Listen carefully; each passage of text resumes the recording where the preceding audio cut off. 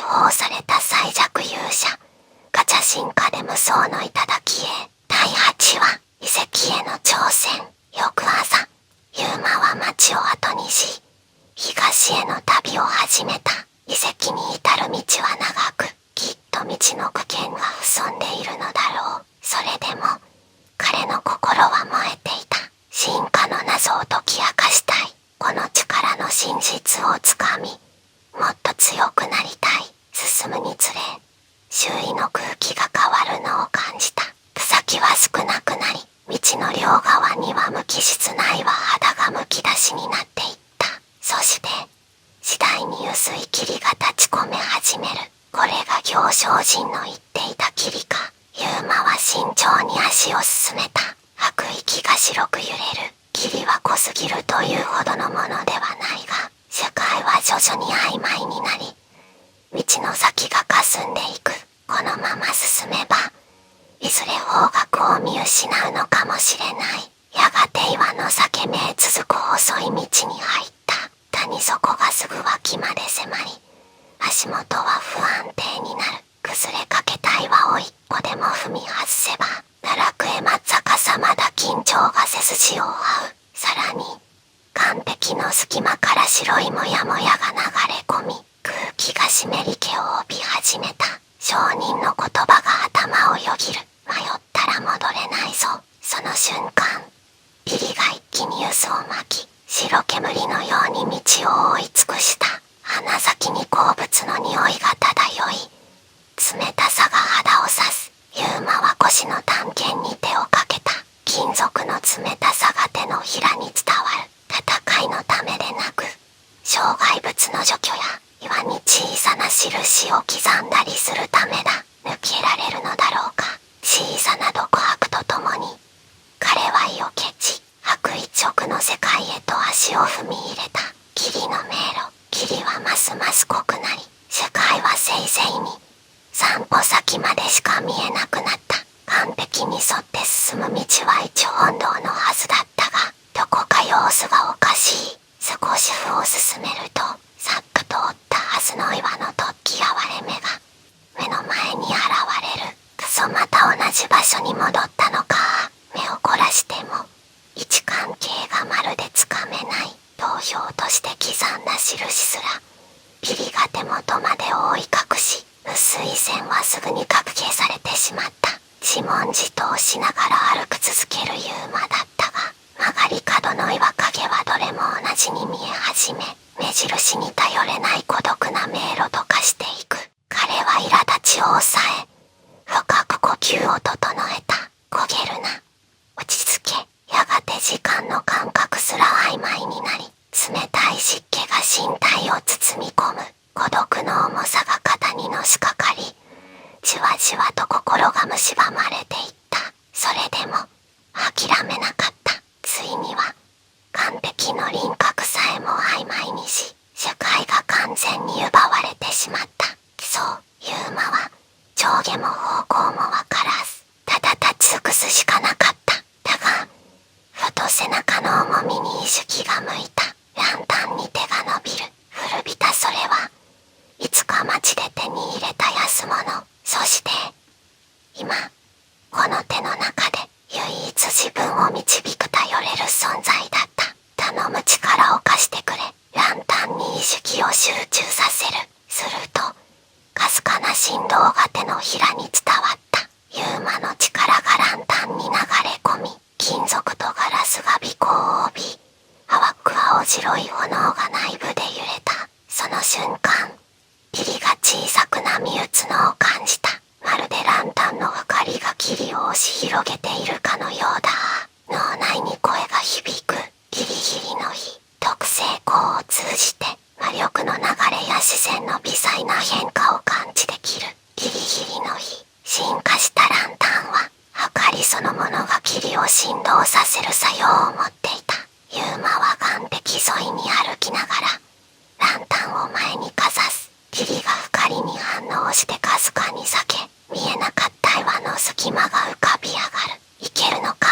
ユーマは光と影を頼りに迷路のような岸壁の中を慎重に進んだ。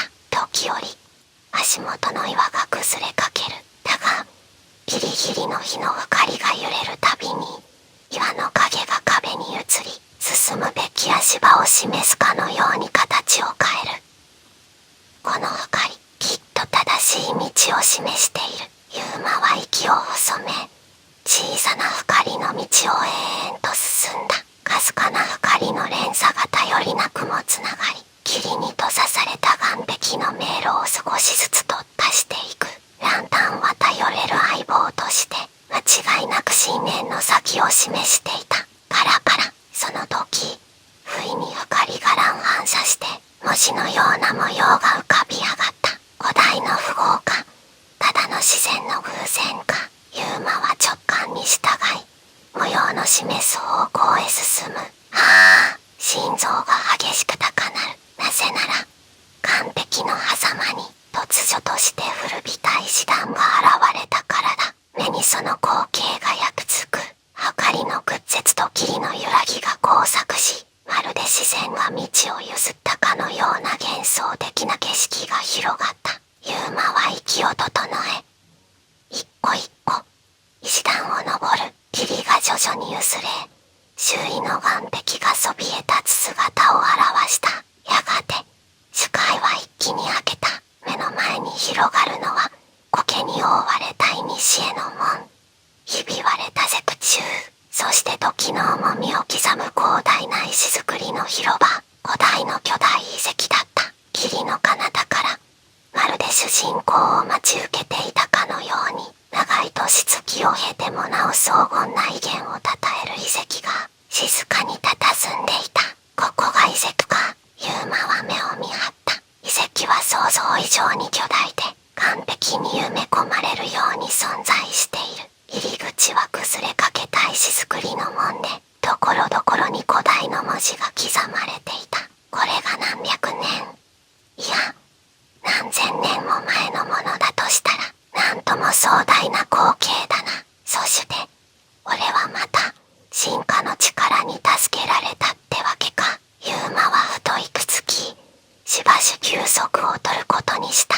遺跡内部は静寂に支配されていた。ひんやりとした空気の中、足音だけが石の床に響く。ユーマはその空間を利用して進化の思考を重ねてみることにした。手持ちの武器をいくつか取り出し、遺跡内で試せそうな環境を探す。未知の空気、古代の建造物、何かしら面白い変化を吹き出してくれるかもしれない。まずは剣を石床に置き、遺跡内の空気にさらしてみた。しかし大した変化は起こらない。次に遺跡の壁に刻まれた文様に剣をそっと触れさせた。すると葉が一瞬だけ淡く光を放ったが、期待していたほどの変化は訪れなかった。そう簡単にはいかないか。さらに矢を一本遺跡の奥に佇む泉にそっと渡した。すると怪しい光を放ち、矢の色が派手な紫色へと変わった。紫の矢、特製矢が紫色に変化する。おお、何か起きたのか。興味をそそられ取り出してみる。試しに弓で撃ってみたが、特別な効果は見られなかった。鑑定の結果通り、ただ色が変わっただけのようだ。全然ダメだな。頭をかきながらため息をつく。試行錯誤を続けるユーマは遺跡の奥深くへと着実に進んでいった。しかしそこで彼を待ち受けていたのは予想をはるかに超える強敵だった。ユーマは剣を構えながら後退する。目の前にいるのは大型の石像兵ストーンゴーレム。遺跡の回廊をまるで持ち場を守る古代の守護者のように巡回していた。こいつの装甲、硬すぎる。ペンで切りつけても羽が石肌を滑るだけで傷一つつけられない。逆に振り下ろされる相手の一撃は強烈だった。ユーマはギリギリで回避したものの、直撃を受ければ一撃で終わる破壊力。